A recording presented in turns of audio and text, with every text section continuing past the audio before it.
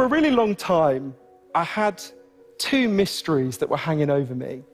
I didn't understand them, and to be honest, I was quite afraid to look into them. The first mystery was, I'm 40 years old, and all throughout my lifetime, year after year, serious depression and anxiety have risen in the United States, in Britain, and across the Western world. And I wanted to understand why. Why is this happening to us? Why is it that with each year that passes, more and more of us are finding it harder to get through the day? And I wanted to understand this because of a more personal mystery. When I was a teenager, I remember going to my doctor and explaining that I had this feeling like pain was leaking out of me. I couldn't control it, I didn't understand why it was happening, I felt quite ashamed of it. And my doctor told me a story that I now realize was well-intentioned, but quite oversimplified. Not totally wrong. My doctor said, well, we know why people get like this. Some people just naturally get a chemical imbalance in their heads. You're clearly one of them. All we need to do is give you some drugs, it'll get your chemical balance back to normal. So I started taking a drug called Paxil or Seroxat. It's the same thing with different names in different countries. And I felt much better. I got a real boost. But not very long afterwards, this feeling of pain started to come back. So I was given higher and higher doses until for 13 years I was taking the maximum possible dose that you're legally allowed to take. And for a lot of those 13 years, and pretty much all the time by the end, I was still in a lot of pain.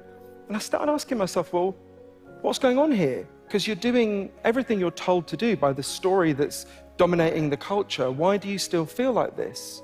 So to get to the bottom of these two mysteries, for a book that I've written, I ended up going on a big journey all over the world. I traveled over 40,000 miles. I wanted to sit with the leading experts in the world about what causes depression and anxiety, and crucially, what solves them, and people who've come through depression and anxiety and out the other side in all sorts of ways. And I learned a huge amount from the amazing people I got to know along the way. But I think at the heart of what I learned is, so far, we have scientific evidence for 9 different causes of depression and anxiety. 2 of them are indeed in our biology. Your genes can make you more sensitive to these problems, though they don't write your destiny. And there are real brain changes that can happen when you become depressed that can make it harder to get out. But most of the factors that have been proven to cause depression and anxiety are not in our biology. They're factors in the way we live. And once you understand them, it opens up a very different set of solutions that should be offered to people alongside the option of chemical antidepressants. For example, if you're lonely, you're more likely to become depressed. If when you go to work, you don't have any control over your job, you've just got to do what you're told, you're more likely to become depressed. If you very rarely get out into the natural world, you're more likely to become depressed. And one thing unites a lot of the causes of depression and anxiety that I learned about. Not all of them, but a lot of them. Everyone here knows you've all got natural physical needs, right? Obviously, you need food, you need water, you need shelter, you need clean air. If I took those things away from you, you'd all be in real trouble real fast. But at the same time, every human being has natural psychological needs. You need to feel you belong. You need to feel your life has meaning and purpose. You need to feel that people see you and value you. You need to feel you've got a future that makes sense. And this culture we built is good at lots of things. Many things are better than in the past. I'm glad to be alive today. But we've been getting less and less good at meeting these deep, underlying psychological needs. And it's not the only thing that's going on, but I think it's the key reason why this crisis keeps rising and rising. And I found this really hard to absorb. I really wrestled with the idea of shifting from thinking of my depression as, just a problem in my brain to one with many causes, including many in the way we're living. And it only really began to fall into place for me when one day I went to interview a South African psychiatrist named Dr. Derek Summerfield, who's a great guy. And Dr. Summerfield happened to be in Cambodia in 2001 when they first introduced chemical antidepressants for people in that country. And the local doctors, the Cambodians, had never heard of these drugs, so they were like, what are they? And he explained. And they said to him, oh, we don't need them. We've already got antidepressants. And he was like, what do you mean? He thought they were going to talk about some kind of herbal remedy like, St. John's wort, ginkgo biloba, something like that. Instead, they told him a story.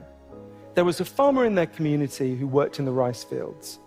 And one day he stood on a landmine left over from the war with the United States, and he got his leg blown off. So they gave him an artificial leg, and after a while he went back to work in the rice fields.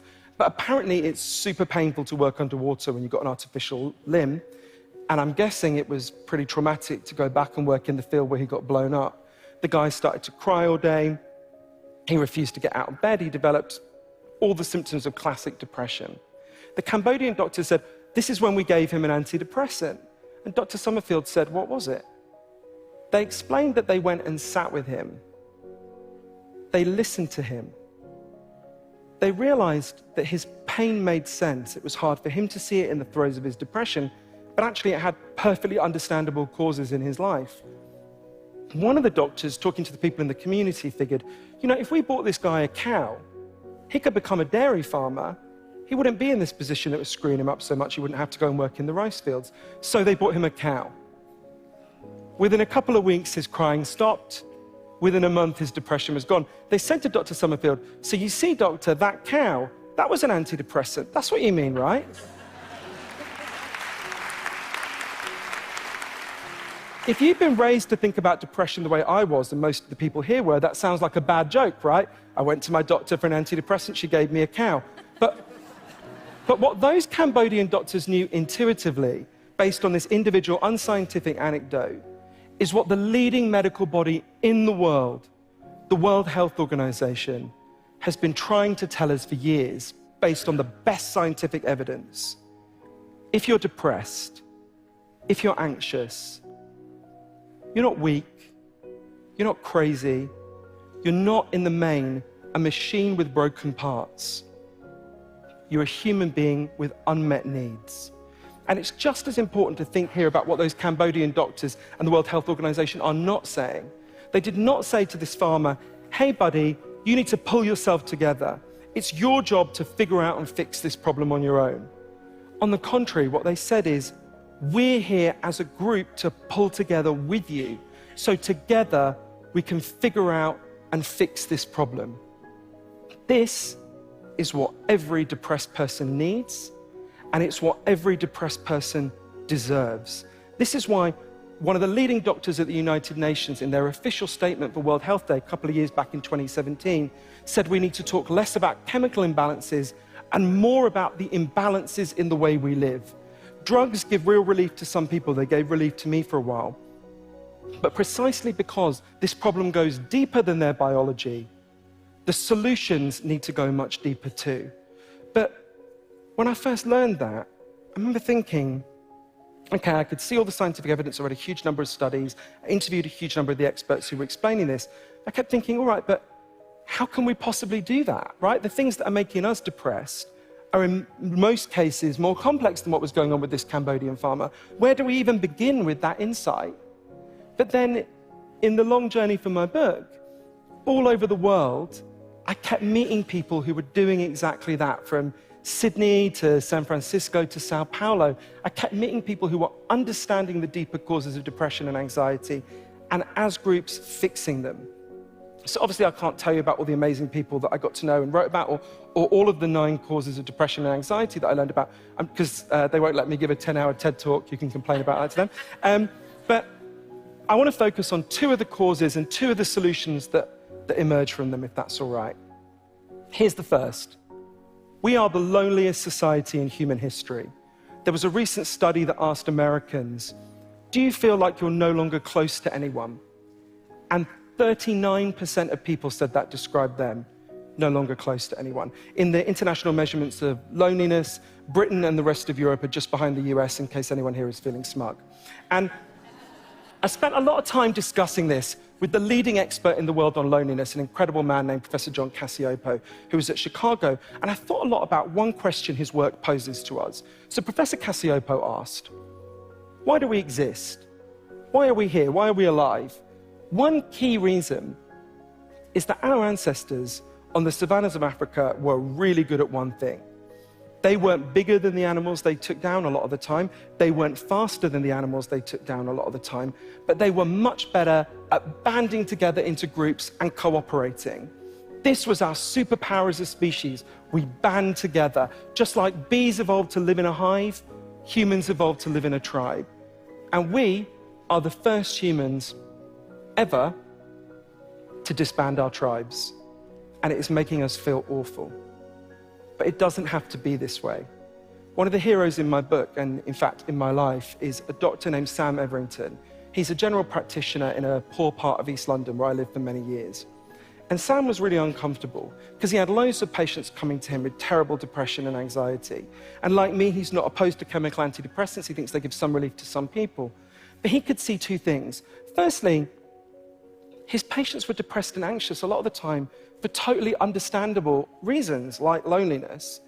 And secondly, although the drugs were giving some relief to some people, for many people, they didn't solve the problem, the underlying problem. So one day, Sam decided to pioneer a different approach.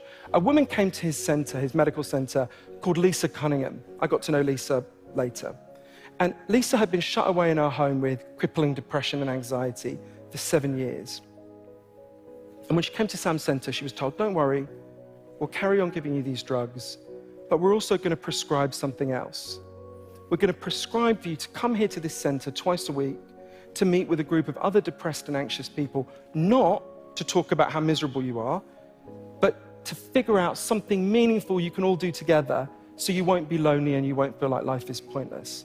The first time this group met, Lisa literally started vomiting with anxiety. It was so overwhelming for her. But people rubbed her back, the group started talking. They were like, what could we do?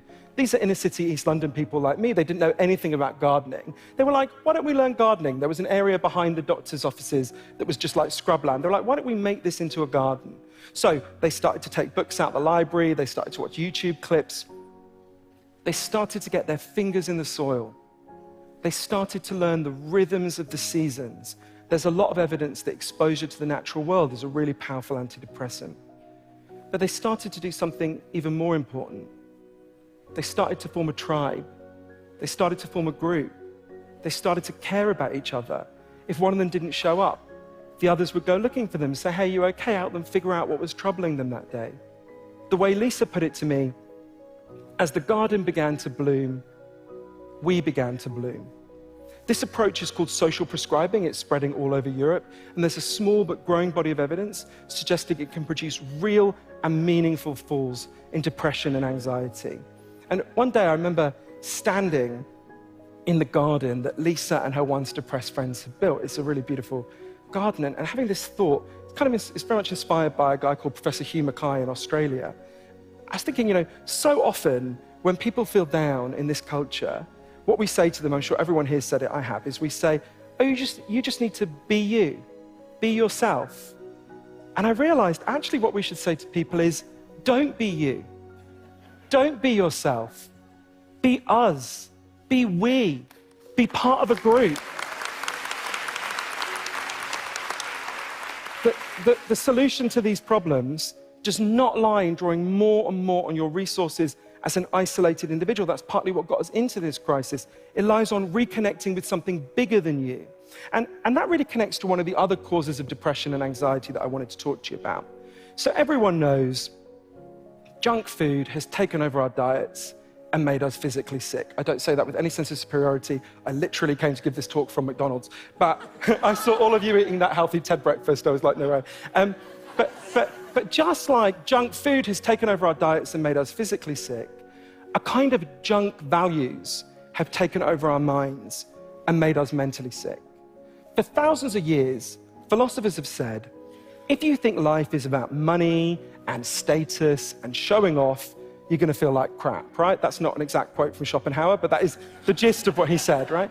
But weirdly, hardly anyone had scientifically investigated this until a truly extraordinary person I got to know named Professor Tim Kasser, who's at Knox College in Illinois. And he's been researching this for about 30 years now. And his research suggests several really important things. Firstly, the more you believe you can buy and display your way out of sadness and into a good life, the more likely you are to become depressed and anxious. And secondly, as a society, we have become much more driven by these beliefs. All throughout my lifetime, under the weight of advertising and Instagram and everything like them. And as I thought about this, I realized it's like we've all been fed since birth a kind of KFC for the soul, right? We've been trained to look for happiness in all the wrong places. And just like junk food doesn't meet your nutritional needs and actually makes you feel terrible, junk values don't meet your psychological needs, and they take you away from a good life. But when I first spent time with Professor Kasser and I was learning all this, I felt a really weird mixture of emotions. Because on the one hand, I found this really challenging. I could see how often in my own life, when I felt down, I tried to remedy it with some kind of show-offy, grand, external solution. And I could see why that did not work well for me. But I also thought, isn't this kind of obvious? Isn't this almost like banal, right? If I said to everyone here, none of you are going to lie on your deathbed and think about all the shoes you bought and all the retweets you got, right? You're going to think about moments of love and meaning and connection in your life. I think that seems almost like a cliche, but I kept talking to Professor Kasser and saying, you know, why am I feeling this strange doubleness? And he said, well, at some level, we all know these things, but in this culture, we don't live by them. We know them so well, they become cliches, but we don't live by them. And I kept asking, well, why? Why would that be? Why would we know something so profound but not live by it? And after a while, Professor Kasser said to me, because we live in a machine that is designed to get us to neglect what is important about life. I had to really think about that, because we live in a machine that is designed to get us to neglect what is important about life. And Professor Kasser wanted to figure out if we can disrupt that machine. He's done loads of research into this. I'll tell you about one example, and I really urge everyone here to try this with their friends and their family.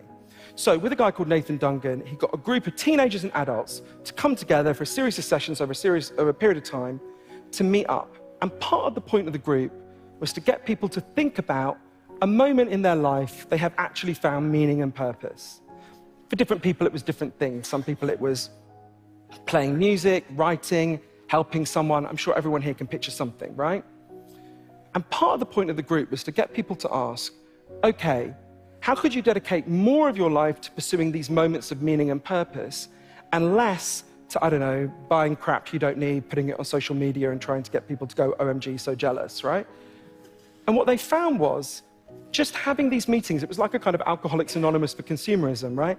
Just getting people to have these meetings, articulate these values, determined to act on them, and check in with each other, led to a marked shift in people's values. It took them away from this hurricane of depression-generating messages, training us to seek happiness in the wrong places, and towards more meaningful and nourishing values that lift us out of depression.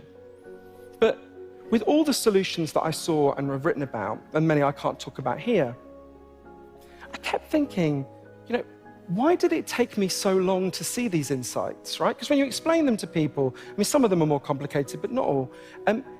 When you explain them to people, it's not like rocket science, right? At some level, we already know these things. Why do we find it so hard to understand? I think there's many reasons, but I think one reason is that we have to change our understanding of what depression and anxiety actually are. There are very real biological contributions to depression and anxiety. But if we allow the biology to become the whole picture, as I did for so long, as I would argue our culture has done pretty much for most of my life, what we're implicitly saying to people is, and this isn't anyone's intention, but what we're implicitly saying to people is, your pain doesn't mean anything. It's just a malfunction. It's like a glitch in a computer program. It's just a wiring problem in your head. But I was only able to start changing my life when I realized your depression is not a malfunction. It's a signal. Your depression is a signal. It's telling you something.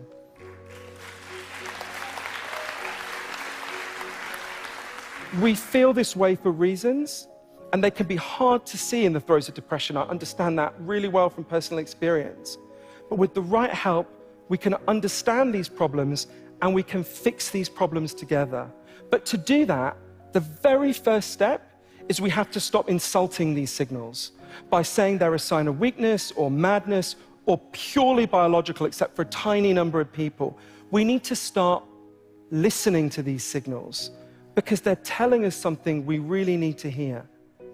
It's only when we truly listen to these signals and we honor these signals and respect these signals, that we're going to begin to see the liberating, nourishing, deeper solutions, the cows that are waiting all around us. Thank you.